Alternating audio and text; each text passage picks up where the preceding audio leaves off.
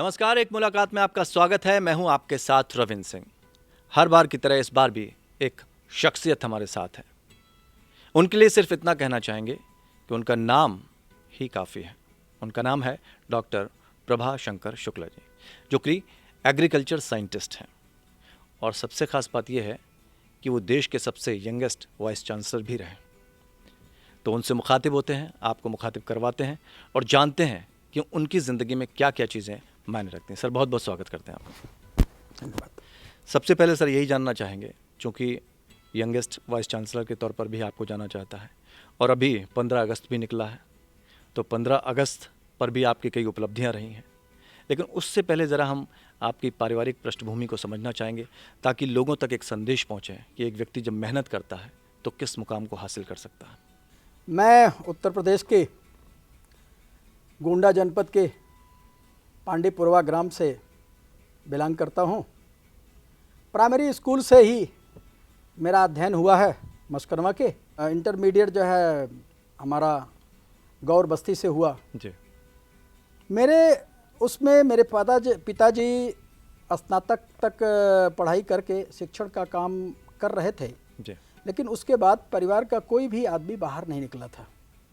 और उस समय पिताजी ने मुझे अपनी एक जिम्मेदारी दिया। मुझे आज भी याद है कि एक तहमत और एक बैग जी। ये लेके मैं निकला था पहली परीक्षा देने के लिए, चंद्रशेखर आज़ाद कृषि एवं प्रौद्योगिकी विश्वविद्यालय में प्रवेश के लिए। और आज मुझे याद आ रहा है कि उस परीक्षा में मैं 3 दिन रेलवे स्टेशन पर रात बिताया था। तो ये मेरे लिए एक बड़ा अनुभव था और चैलेंज भी था कि मुझे अपने लक्ष्यों को पूरा करने के लिए कितना मेहनत करना पड़ेगा और उसके लिए मुझे खुद ही अपना रास्ता तय करना पड़ेगा। यह लक्ष्य बनाकर मैंने पढ़ाई का काम शुरू किया और ईश्वर की कृपा से आज कानपुर और इलाहाबाद में जी। शिक्षण का कार्य पूरा करने के बाद पहली सर्विस मैंने मध्य प्रदेश में ज्वाइन किया।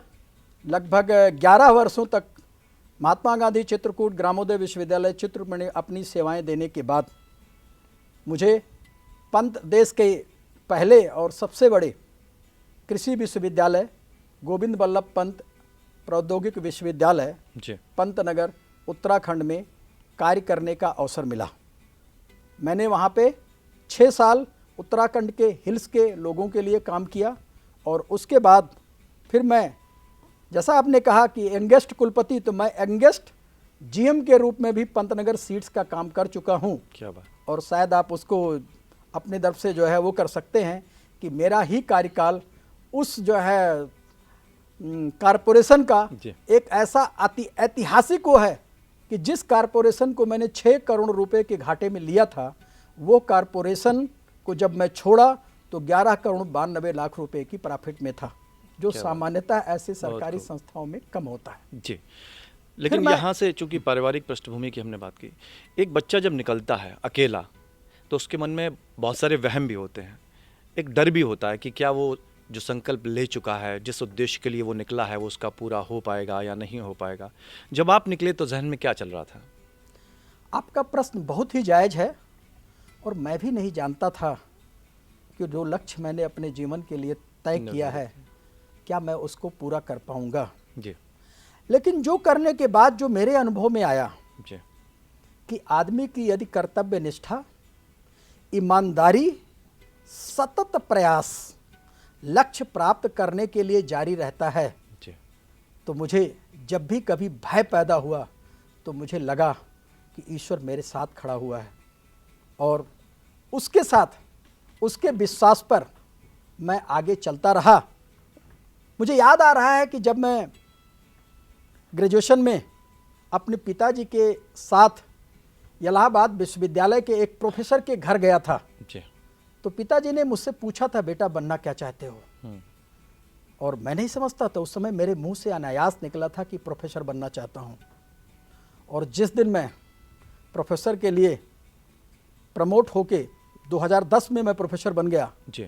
वो मेरे जीवन का सबसे जो है खुशी का क्षण था, जो मैं शब्दों में बयान नहीं कर सकता हूँ। और यही कुछ बातें, कुछ लाइनें, पंक्तियाँ ऐसी होती हैं जो हमारे जहन में हमें आगे बढ़ने के लिए बहुत प्रेरणा देती हैं। वो कहते हैं ना कि जो विजेता होते हैं वो कुछ अलग नहीं करते हैं बल्कि अलग तरीके से करते हैं। ये ख़ास बात है प्रभाशंकर जी की भी। खेती को लेकर बहुत बात होती है, कृषि प्रधान देश है हमारा देश। जब भी बात आती है खेती की तो सहसा किसान तो जहन में रहता है, गांव, खेत, खलियान सब आ जाते हैं। लेकिन आज हम किस दौर में हैं, जो कि आधुनिक युग भी है, हमारा किसान उतना सक्षम हो पाया है या नहीं? अगर हम खेती के संदर्भ में 1951 से लेके जी आज तक की बात पे चर्चा करें तो हम पंतनगर विश्वविद्यालय के साथ साथ अन्य कृषि संस्थानों के सहयोग के बाद देश ना ही खाद्यान्न के मामले में आत्मनिर्भर हुआ है, जी बल्कि आज हम इस स्थिति में हैं कि कई दूसरे देशों को भी भोजन दे सकते हैं, और दे ही नहीं सकते, हम दे रहे हैं। अफगानिस्तान को हमारा भोजन जा रहा है, दूसरे और देशों को ये जा रहा है, श्रीलंका को भी जा रहा है, और परिस्थितियों से सारे लोग परिचित हैं। जी जहाँ तक किसानों की स्थिति की बात है, निश्चित ही 51 से यदि हम आज की तुलना करेंगे जी तो हमारा कृषक तब से आज बहुत अच्छी स्थिति में है। लेकिन दूसरी बात भी उसके साथ आपने जोड़ा है, और वो जोड़ा है कि अब नए जो नया युग है, तकनीकी युग और आगे बढ़ा है, ऐसी स्थिति में तो उसमें हमारे पास एक ऐसी समस्या है कि धीरे धीरे जोतें हमारी बढ़ती गई, तो इसलिए किसानों का जोत छोटा हो गया है। लेकिन चर्चा रहती है बीटी सीड्स पर, उस पर क्या करेंगे? फायदेमंद है या नुकसानदायक है? हमारे देश के लिए बहुत अच्छा नहीं है जी। हम बीटी सीड का एक बार तो उपयोग कर लेंगे, लेकिन अगर हम बीटी सीड का बार बार, तो फिर मुझे कंपनियों पे ही निर्भर हो जाना पड़ेगा, क्योंकि जो सीड बनेगा दोबारा जो है किसान की स्थिति में वो बोने लायक की स्थिति नहीं रहेगा, क्योंकि जितनी उर्वरकता कमी आती है। नहीं, उर्वरता की कमी नहीं आती है, क्योंकि जब हाइब्रिड जो आता है तो हाइब्रिड की जब F1 तो बहुत ही अच्छा आएगा, लेकिन जब F2 में जाएगा तो उसमें संकर की स्थिति, तो कुछ पौधे तो हमको बहुत अच्छे, क्योंकि मेंडल का नियम लागू होना वहाँ शुरू हो जाता है, तो इसलिए उसी खेत में बहुत अच्छे पौधे भी दिखेंगे और कुछ पौधे ऐसे मिलेंगे जो बहुत बिग दिखेंगे। तो फिर आगे जब औसत उत्पादन की बात फील्ड करेंगे तो जो है कम हो जाएगा। इसलिए किसान अपने बीज का जो है बार बार प्रयोग नहीं कर पाएगा। इसलिए हमारे देश की स्थिति में काटन या कुछ फसलों के लिए अच्छा हो सकता है, बल्कि सभी फसलों के लिए अच्छा नहीं हो सकता। बिल्कुल, कई बार इस तरह के भी सवाल उठे, उर्वरक जो इस्तेमाल किए जाते हैं उसको लेकर, और जैविक खेती को भी लेकर बातें होती हैं। तो हम आज किस दिशा में ज़्यादा काम कर रहे हैं, जैविक खेती को लेकर, या आज भी हम यूरिया और उस पर ही डिपेंड? नहीं, आज की जो वर्तमान स्थिति है, वर्तमान स्थिति में हम अब भी यूरिया पे जो है निर्भर हैं। जी, क्योंकि हम ये ध्यान इसलिए भी दिलाना चाहते हैं कि श्रीलंका की जो हालत हुई, जैविक खेती के बारे में बात हुई और कम्प्लीटली उस पर भी डिपेंड हो गए, तो उनकी स्थिति और ख़राब हो गई। नहीं, आपकी बात से मैं पूर्णतः सहमत हूँ, और मैं ये भी नहीं कहूँगा कि हम पूरे क्षेत्र को हमको ऑर्गेनिक में बदल देना चाहिए जी। क्योंकि जब हम उस ऑर्गेनिक में यदि पूरा क्षेत्र मान लीजिए हम बदल देते हैं तो उसके लिए ऑर्गेनिक खाद की जितनी जरूरत होगी शायद हमारे पास उतने कंपोस्ट के गड्ढे नहीं होंगे। इसलिए इसमें इस स्थिति में हमें बीज के रास्ते को ही अपनाया जाना जो है हमारे देश के लिए सबसे श्रेयस्कर होगा। हाँ, कुछ ऐसे जो है राज्य हो सकते हैं जिसमें आपका जो है नॉर्थ ईस्ट के कुछ जिले जो है, मेघालय हो सकता है, नागालैंड हो सकता है, इसके बाद इधर उत्तराखंड हो सकता है, जहाँ हिली क्षेत्रों में छोटी छोटी लोटे जोत हैं, जहाँ अभी तक जो है आपका कार्बनिक खाद का जो है ज़्यादा जो है उपयोग हो रहा है, और कार्बनिक खादों में यूरिया और फर्टिलाइजर का उपयोग ऐसे भी कम हो रहा है। तो हमको इन क्षेत्रों को तो जो है ऑर्गेनिक उसके रूप में डेवलप किए जाने की जरूरत है, लेकिन जो मूल क्षेत्र है हम पूरे को ऑर्गेनिक में बदल देंगे तो मैं कैसा कहता हूं कि ऐसी स्थिति इस देश के पास के ऊपर आ सकती है। इसलिए हमें पूरे क्षेत्रों को बदले जाने की जरूरत नहीं है, बल्कि जो फर्टिलाइजर है और जो इंसेक्टिसाइड है उसके जुडिशियस यूज किए जाने की जरूरत है। कार्बनिक खादों के साथ साथ अकार्बनिक खादों का भी जो है प्रयोग करें, लेकिन रेकमेंडेड वैज्ञानिकों को द्वारा जितना है उतना ही करें, उससे ज़्यादा ना करें। नहीं तो फिर स्थिति जो है, क्योंकि हम अक्सर मानते हैं कि जो हमारा सब कुछ है, वो जो सब कुछ है वो जो आया कहाँ से है कि ये सब our body just like a result of millions of chemical reactions. कई बातें हमने की, आज़ाद भारत की भी हम बात कर रहे हैं, अमृतकाल की भी बात हम कर रहे हैं और समझने की कोशिश कर रहे हैं कि खेती में क्या कुछ नया हो सकता है। तो बढ़ते हैं आगे। मिट्टी की जब बात आती है तो देश की मिट्टी के लिए तो दो ही लोग काम करते हैं, एक वीर सपूत और दूसरा किसान। आपको मिट्टी को बहुत करीब से जानने का मौका मिला, जब आप इस मिट्टी के टच में आए तो क्या आपने अनुभूति करी? पहला अनुभव आपका कैसा रहा कि आप किसानों के लिए काम कर रहे हैं, आप उनको ज़्यादा से ज़्यादा नॉलेज दे पाएंगे? मैं मिट्टी के संपर्क में तो सबसे पहले मैं अपने बाबा जी का और पिताजी का ही सबसे बड़ा वो कहूँगा कि उन्होंने कभी ये नहीं रोका और बचपन से ही मुझे खेत में जाने का अवसर मिला। और ये कहते भी थे 6 दिन पढ़ाई का और 1 दिन खेती का, और ये अच्छा भी है। ऐसी स्थिति आज भी पढ़ने वाले छात्रों के लिए लागू होनी चाहिए। और मुझे लगा जैसे कि शिक्षा सैनिक की होनी चाहिए बच्चे के लिए, वैसे कृषि के बारे में भी हमें ज़्यादा बिल्कुल सही है। कृषि के बारे में भी आपने बहुत ही सही सवाल किया है। कृषि के बारे में ही हमें जो हम खाएंगे वो कैसे पैदा हो रहा है, उसको जानकारी के लिए जब तक हम खेत में नहीं जाएंगे तब तक हमको नहीं मिलेगा। हाँ, ये एक चीज़ आया है, खाद का ज़्यादा प्रयोग करने के बाद या सतत प्रयोग करने के बाद हम गोबर या कंपोस्ट की खाद जब अपने खेतों में प्रयोग नहीं कर रहे हैं तो हमारे जो सबसे प्रिय या किसान मित्र कहिए केचुए थे, वो धीरे धीरे करके जो है फील्ड से जा रहे हैं। इसलिए अब हमको जितना नाइट्रोजन की उस फसल को ज़रूरत है उसमें से 1/3 भाग जो है हमको कंपोस्ट या सड़ी हुई ऑर्गेनिक खादों से देना चाहिए जो है, और शेष को आपको नाइट्रोजन के लिए जो है यूरिया या डीएपी या जो खादें हैं उससे देना चाहिए। तो ऐसा हम देंगे तो खेत की स्थिति भी बनी रहेगी और हमारा प्रोडक्शन सतत उस रूप में चलता रहेगा। कम ही वक्त में 2014 के बाद से जो सरकार आई उसका विज़न बहुत क्लियर है और हर चीज़ में विज़न बहुत क्लियर है। मोदी जी के मिशन को आप किस तरह से देखते हैं, जो कृषि के क्षेत्र में अगर देखा जाए? और हमें तो इस बात का मतलब गौरव भी हासिल कि आपने मोदी एट 20 बुक के आप ऑरेटर भी रहे हैं, तो उस विषय में भी थोड़ा सा जानना चाहेंगे आपसे। जहाँ तक मैं कहूँ कि शायद देश में दूसरे ऐसे प्रधानमंत्री आए हैं जो पूर्णतः ज़मीन से जुड़े हुए हैं, इसलिए हरदम ज़मीन की बात करते हैं। सरकार 3 नियम लेके आई थी, वो पूर्णतः किसानों के पक्ष में था। एक वैज्ञानिक होने के नाते भी मैं कहूँगा कि जो मैं पैदा करता हूँ उसकी क्या क्वालिटी है, उसकी ब्रांडिंग करके हमें उसको अपने मार्केट में बेचे जाने का है। और इस तरीके की एक नई सेल्फ हेल्प ग्रुप को इंडस्ट्री के रूप में डेवलप किए जाने की बात इसमें थी हर स्थिति पे।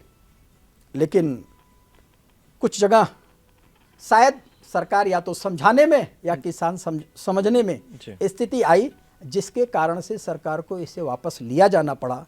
लेकिन मुझे लगता है कि आने वाले समय में हो सकता है कि इसकी सही स्थिति समझने के बाद ये किसानों की तरफ से मांग आए कि इसको पुनः लागू किया जाना चाहिए। हाँ, दूसरी बात भी आपने की थी कि विजन के विषय में, जो मूल रूप से जहाँ से मैं जुड़ा हूँ, क्योंकि इस समय पर्वतीय विश्वविद्यालय नॉर्थ ईस्टर्न जो है केंद्रीय विश्वविद्यालय में कुलपति के रूप में भी कार्य देख रहा हूँ, तो वहाँ से भी कृषि को देखने का अवसर मिला। और माननीय प्रधानमंत्री जी का बहुत जोर नॉर्थ ईस्ट पे भी है और नॉर्थ ईस्ट के साथ साथ जो है कृषि पे भी है। और नॉर्थ ईस्ट को भी बदलने में कृषि एक महत्वपूर्ण जो है योगदान किसानों के लिए अदा करेगी। काम वहाँ पे शुरू हो चुका है। विश्वविद्यालय में तकनीकी पहले से ही विकसित हो चुकी है और पंतनगर विश्वविद्यालय भी उसमें अपना एक अहम रोल निभा सकता है। शायद इसी चीज़ को लेके पर्वतीय केंद्रीय जो है पर्वतीय विश्वविद्यालय शिलांग पंतनगर विश्वविद्यालय के साथ एक एमओयू करने जा रहा है, जिससे पंतनगर की जो तकनीकी है, जो हिल के लिए उसको विकसित किया है, उसको हम नॉर्थ ईस्ट में ले जा सकें। बिल्कुल। और अपने उसके- दर्शकों को मैं थोड़ा सा बताना चाहूँगा, नॉर्थ ईस्ट का जो नेहू है वो सेकंड जेएनयू कहा जाता है, और अगर वहाँ पर इस तरह के काम हुए निश्चित तौर पर, और धीरे धीरे करके प्रगति तभी होती जब आपकी नीति और नीयत दोनों साफ होती है। मैं सही कह रहा हूँ अगर? बिल्कुल आप सही कह रहे हैं। हाँ, तो थोड़ा सा मैं चाहूँगा कि उसको थोड़ा सा विस्तार से बताएं कि वहाँ किस तरह के प्रयास किए गए, पहले की स्थिति क्या थी और अब की क्या हुई। पहले की स्थिति में अभी नॉर्थ ईस्ट घूमने का मुझे जो है अवसर मिला, जी और उसमें मेघालय को ज़्यादा जो है घूमने का अवसर मिला। अगर हम यहाँ के क्षेत्रों से उसको जो है तुलना करेंगे जी तो मैं ये कह सकता हूँ कि जिस तकनीकी का प्रयोग वहाँ के किसानों द्वारा जो है किया जाना चाहिए, अभी तक उनके पास नहीं पहुँची है। जी माननीय प्रधानमंत्री जी नॉर्थ पूर्वोत्तर पर इसीलिए फोकस भी कर रहे हैं, जी और फोकस में जो मूल चीज़ है कि वहाँ पे सड़कों का विकास, और सड़कों के विकास के बाद जो मैंने सुना, नॉर्थ ईस्ट के कई ऐसे क्षेत्र हैं जिसमें आपका चेरापूंजी का जो एक बेल्ट है, जो हम लोग सब लोग जानते हैं कि सबसे ज़्यादा सर्वाधिक वर्षा होती है। बारिश हुई होती, जी लेकिन अगर सारे लोग शायद इस विषय नहीं जानते होंगे कि देश के जिस स्थान पर सर्वाधिक वर्षा होती है वहाँ 4 महीने टैंकर से पानी भी जाता बढ़ता है। जी मतलब पहले की सरकारों ने उस चीज़ पे उस स्तर तक ध्यान नहीं दिया फोकस था, नहीं दिया, जिसका फोकस अब शुरू किया जा चुका है। वहाँ पे बड़े बड़े जो है डैम बना के पानी रोक के, जिसको लोगों को, और जब पानी रुक जाएगा जी तो जो मैंड्रिन की खेती ऊपर वहाँ पुष्प पे होती थी, फिर जो है हम उसको वहाँ पे छोटे छोटे जो है पहले गड्ढे बना के जिसमें कि मिट्टी उठा जाए, रुक जाए, और इस पे भी काम जो है डिगिंग का काम एक शुरू हो चुका है। रामकृष्ण मिशन से जुड़ी एक संस्था जो इस पे जो है पिछले जो है मुझे लगता है कि 50 वर्षों से अधिक से जो है जी काम कर रही है, और उसने इस काम को अपने हाथ में लिया है, और आने वाले समय में जो है उसका सुखद परिणाम दिखा जाएगा। जो खासी आपकी जो और जयंतिया की जो पहाड़ियाँ हम कभी पुस्तकों में पढ़ा करते थे, इसी तरीके से जो गारो जनजातियाँ हैं, जो गारो पहाड़ी है, गारो पहाड़ियों पे सबसे ज़्यादा कटहल हमने देखते हैं कि यहाँ पे बहुत अच्छा कटहल वहाँ पे होता है, लेकिन उसका कोई यूज नहीं है। तो उसको जो है फूड टेक्नोलॉजिस्ट जो है उससे कैसे जस्ट लाइक जो है आपको आपका नॉन वेज जी वेज इन नॉन वेज के तरीके से जो है उसको परिवर्तित कर रहे हैं, और वो भी जल्दी ही मार्केट में आने जा रहा है। दूसरी चीज काजू का एक बहुत ही अच्छा वो बेल्ट है, तो काजू के जो है अच्छे वहाँ पे जो है बागवानी किए जाने की जो है संभावना है। तीसरी 3 और चीज़ों की जो एनिमल साइंस में है, अधिकांश लोग वहाँ पे जो है वेज वाले जो है बहुत ही कम है, नॉन वेज की संख्या आपकी 99% है। तो उनके लिए हमारे पास जो पशुपालन विभाग का पिगरी, फिशरीज और गोटरी, इसकी बहुत अच्छी संभावनाएं हैं। और नई एजुकेशन पॉलिसी जो NEP 2020 है, उसमें जो स्किल डेवलपमेंट, तो सरकार वहाँ पे स्किल डेवलपमेंट के सेंटर्स खोलने जा रही है, जिसके माध्यम से इन क्षेत्रों में हम जो है नए प्रोजेक्ट जो है ले जाएंगे, और ले जाने के बाद पिगरी, फिशरी, गोटरी और सबसे अच्छा टॉप क्लास का जो है वहाँ पे हल्दी टर्मरिक पैदा होता है, और टर्मरिक के साथ साथ जिंजर पैदा होता है, और तीसरी चीज़ शहद है सबसे।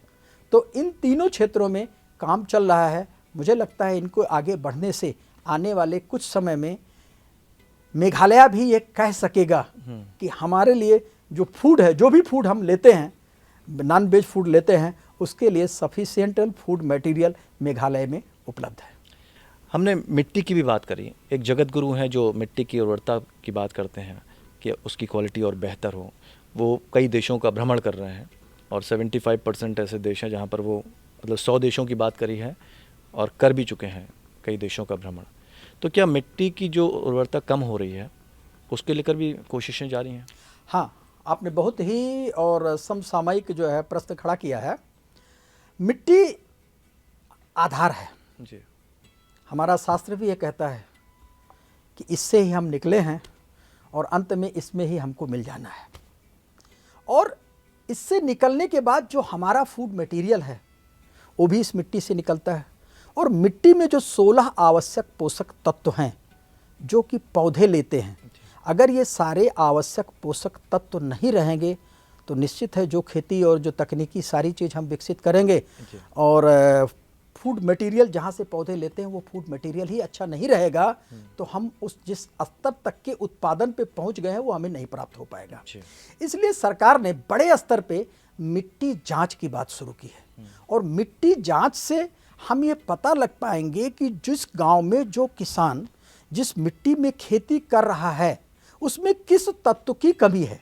इसलिए मैंने पहले भी आपसे ये कहा कि अब हमें और वैज्ञानिक तक की ओर जाने की जरूरत है कि यदि हमारे क्षेत्र में नाइट्रोजन की कमी है खाली तो फिर हमको नाइट्रोजन के लिए अगर हम पहले क्योंकि हमने जब सर्वाधिक जो यूज किया वो यूरिया का उपयोग किया नाइट्रोजन के लिए। नाइट्रोजन को देते देते दूसरे पोषक तत्वों पे हमने ध्यान नहीं दिया क्योंकि जब पौधों को तो 16 चाहिए तो 16 पोषक तत्वों में नाइट्रोजन हमने दिया, शेष पोषक तत्व लोग जो है मिट्टी से लेते रहे तो धीरे धीरे उन पोषक तत्वों की भी मिट्टी में कमी हो गई। इसीलिए हम ऑर्गेनिक खेती बात की हमारी मिट्टी जो है को हम कैसे सुधारें, इसलिए मुझे ऑर्गेनिक की तरफ जाना पड़ेगा। लेकिन मेरा ये कहना है कि हम ऑर्गेनिक की तरफ जाएं लेकिन हम पूरी तरह ऑर्गेनिक पे ही डिपेंड हो जाएंगे तो ये हमारे लिए स्थिति फ्यूचर में अच्छी नहीं भी हो सकती है। इसलिए हमें बीच का रास्ता अपनाना चाहिए। हमें ऑर्गेनिक जो है चीज़ें ऑर्गेनिक खाद के उपयोग के साथ साथ जो जिन पोषक तत्वों को पौधे ज़्यादा लेते हैं उनको जो है उर्वरक के माध्यम से देना चाहिए। और 2050 के लिए जो हमें कहते हैं कि 2047 का भारत कैसा होगा तो हम 2047 में एक ऐसे संपन्न भारत को ले जाना चाहते हैं। इसलिए हमको मध्यम मार्ग कृषि उत्पादन की दृष्टिकोण से अपनाना सबसे बेहतर होगा। तकनीकी की दृष्टिकोण से जो है हम सारी चीज़ों का उपयोग कर रहे हैं तो निश्चित ही 2050 का जो भारत होगा ना कि वो स्वर्णिम भारत का जो है समय होगा बल्कि हम अपने पड़ोसियों को भी अच्छा ज़रूरत पड़ने पे खाद्यान्न जो है दे सकेंगे। अब चूंकि आज़ाद भारत की आपने कही तो हम 15 अगस्त की भी बात कर लेते हैं। अमृत महोत्सव, अमृत काल, हम जो भी कहें, हम लोग तो सब महोत्सव के तौर पर एक साथ एकजुट होकर मनाते हैं। और जिस तरह की मुहिम प्रधानमंत्री जी ने चलाई तो आपका भी उसमें काफ़ी योगदान रहा कि आपने हर घर तिरंगा की एक मुहिम चलाई। नॉर्थ ईस्ट में किस तरह के प्रयास रहे आपके? पहले की स्थिति सभी लोग समझते हैं कि बहुत अच्छी नहीं थी, लेकिन पिछले एक साल में जो परिवर्तन मैंने देखा है कि जब मैं 2021 के 15 अगस्त का झंडारोहण किया था तो मुझे जो सूचना मिली झंडारोहण करने के बाद कि आप अब अपने घर में बैठेंगे तो ज़्यादा अच्छा होगा।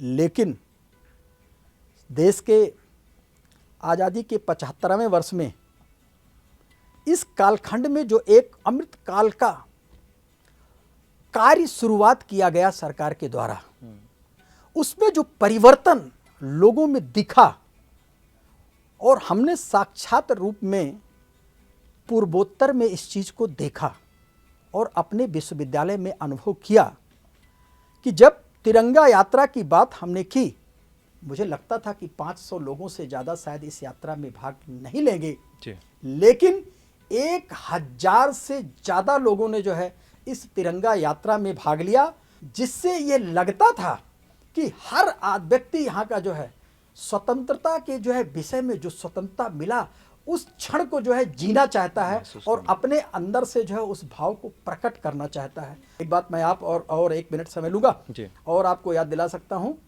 कि पहले कुछ जो स्वतंत्रता संग्राम सेनानी थे जिनका कि नाम हमारे जो है पुस्तकों में या साहित्यों में नहीं आ चुका, ऐसे 3 नाम जो जाने के बाद मुझे पता लगा वहाँ पे, उसमें ओ तेरथ सिंह, पटोगन संगमा जी और उसके बाद के नौंगबा, जो 3 पहाड़ियाँ हैं तीनों से संबंधित हैं और तीनों युवाओं ने जो विरोध किया था अंग्रेजों का, जो शायद उस बीच नहीं नाम आ गए, उनका नाम निकल के सामने आया है और मैंने उनके एक परिवार को भी खोजा जिसकी 4थी पीढ़ी मिली।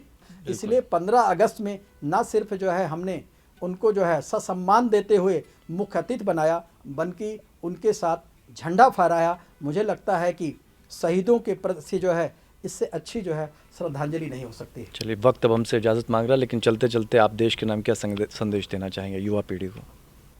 सभी लोग जानते हैं आज आधे से ज़्यादा जनसंख्या युवा है।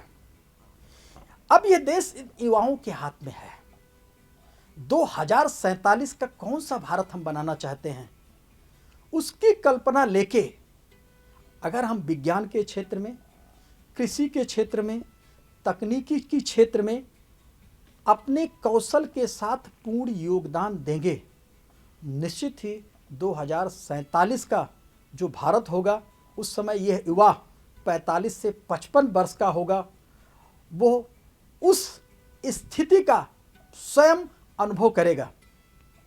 इसलिए मेरा ये कहना है कि समस्त युवाओं को देश के लिए जिस भी क्षेत्र में वो अध्यापन कर रहे हैं, अपने क्षेत्र में उत्कृष्ट प्रदर्शन किए जाने की जो है हरदम प्रयास किया जाना चाहिए। बहुत बहुत शुक्रिया आपका हमारे साथ इस स्टूडियो में आने का और इतनी सारी अहम जानकारियाँ देने का। जब हम देश के बारे में जानते हैं तो मुझे लग रहा इससे बेहतर कोई बात नहीं हो सकती कि एक हम कृषि वैज्ञानिक के ज़रिए जानें कि देश की मिट्टी हमसे क्या कहना चाहती है। बहुत बहुत धन्यवाद आपका। धन्यवाद। तो एक मुलाकात में हमने समझने की कोशिश की डॉक्टर प्रभाशंकर जी को, और जो अनुभव उन्होंने हमें बताए वो निश्चित तौर पर युवा पीढ़ी के लिए एक मिसाल है, प्रेरणा का स्रोत है।